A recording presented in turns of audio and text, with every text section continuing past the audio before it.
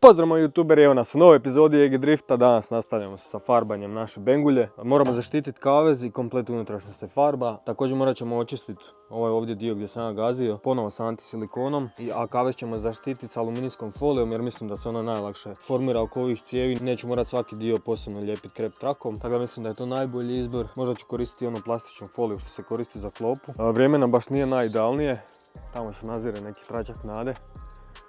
Ovdje baš nije veselo, trenutno nekih 12 stupnja ako se ne varam. To nije najidealnije za farbanje auta, temperatura bi trebala biti tamo negdje od 18 do 25, to je najbolje. Ali šta je tu, moramo to napraviti, dolaze još hladniji dani, tako da nam to ne odgovara nikako.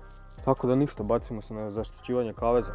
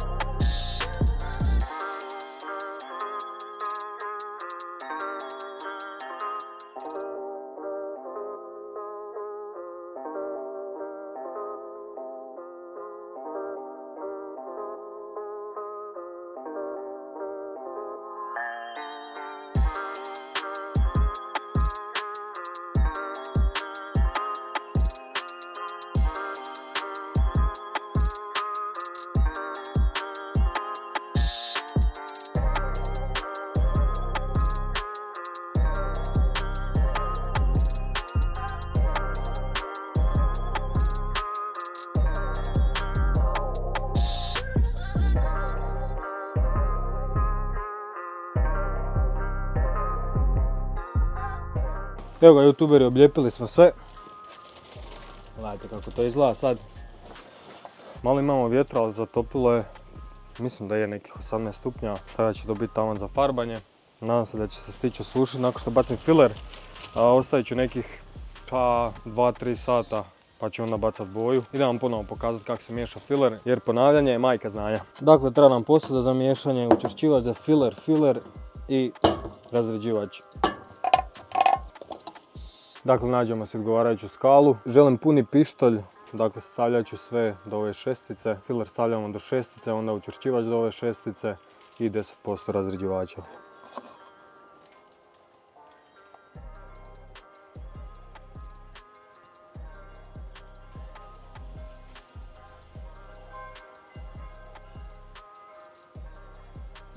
I sad sve dobro promiješamo. Sipamo u špricu i rokamo.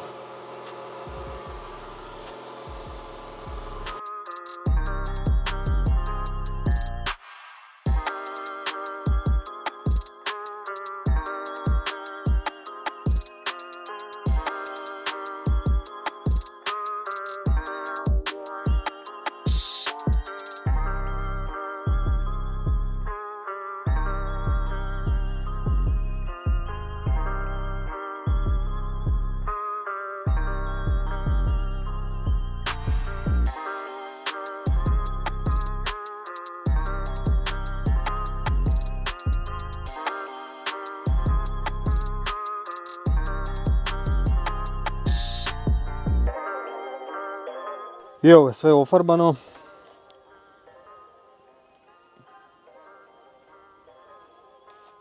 Ima možda dijelova gdje nisam dobro nalio, svakako ide siva boja, odnosno tamna, tako da će se sve prekriti. Nije previše bitno. Ostavit ćemo da se osuši 2-3-4 sata i onda idemo našu boju.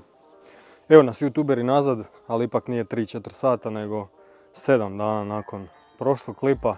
odnosno prošlog kadra. Sad se ovo sve kvalitetno osušilo. Idemo smiksat boju pa idemo farbat. Opet imamo isto razređivač, posuda za miješanje, učvršćivač i boju. Evo ako nekog zanima koja je boja, dakle miješa se 4:1, isto kao i filer. Pola litre, aha da nisam spomenuo, potrošio sam nekih 1,5 litru filera za unutrašnjost. Boja Meral 7037. Imam još pola litra ako mi bude falilo, a nadam se da neće.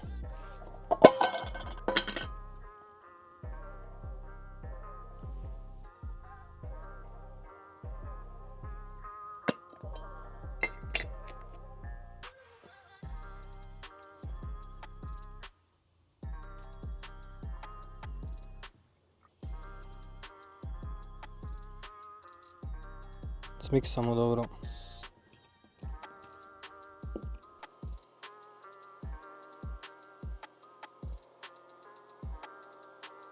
We are ready.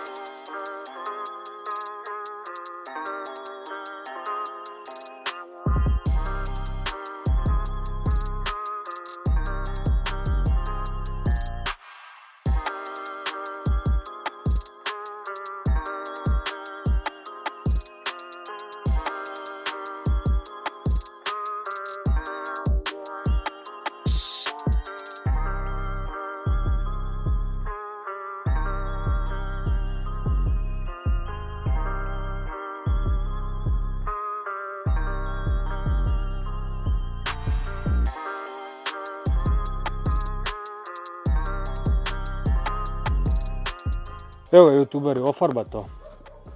Šta kažete? Još će to bolji efekt biti kad skinemo ovo, ali prvo ćemo ostaviti da se malo osuši, pa ću vam onda pokazati finalno kako izgleda. Ja sad idemo motorni prostor također ofarbat u Tusiju. Ovdje neću stavljati filer, baš da vidim kako će se boja uhvatiti direkt na šasiju, odnosno na ovu staru boju. I neću sklanjati ovaj glavni modul ABS-a i bubanj od kočnica. Neću to prvo maskirati što više mogu i onda ću preći sve sa bojom.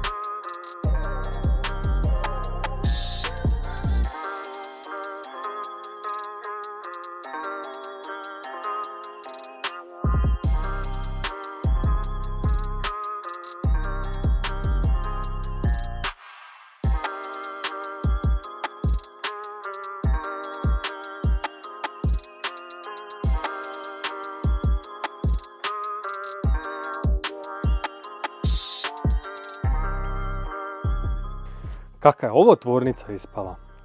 Pa mogu ići u Porsche raditi na traku i lagano farbat. Gledaj ovo, gledaj ovo. Naravno moramo ostaviti da se osuši pa ću poskidati ovo, znači to sve biti ljepše. Ali baš je bomba ispala. Staklo. Vidi.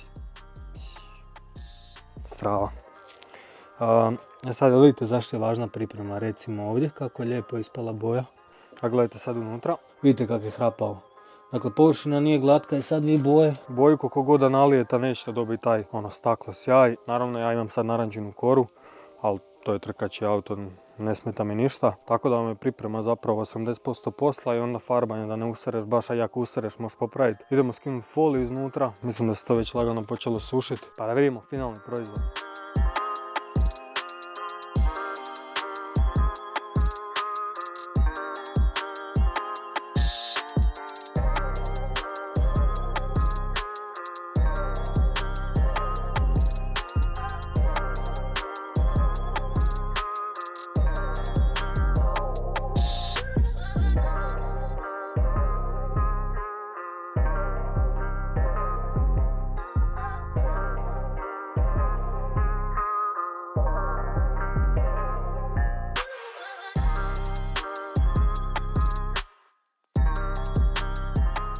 Znači sad sam se osjećao kao malo dijete kad otvara Kinder jaje, samo što ovo Kinder jaje nikako otvoriti.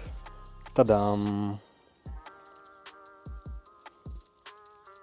Kako vam se sviđa ova kombinacija miš siva boja sa ovom ljubistačastom? Meni je ekstra.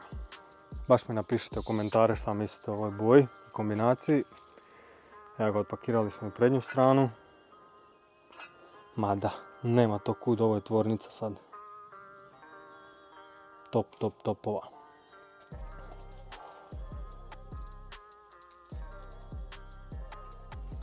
Evo mi sa zadnje strane.